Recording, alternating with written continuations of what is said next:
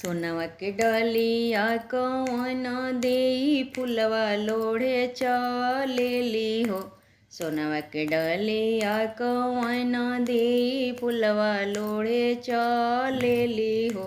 ए ललना फुलवा में के लाला का भावारवा आचरवा रस लेला आचरवा रस लेला।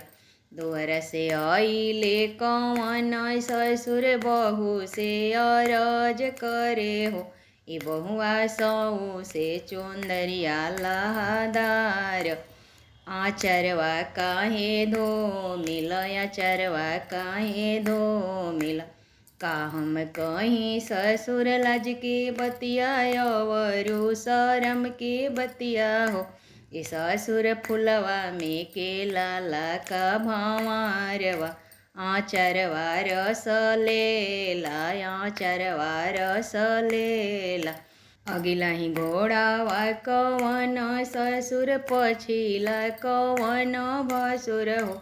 ए ललना अलहर बछेड़ावा कवन बाबू भौरा मारे चलेले।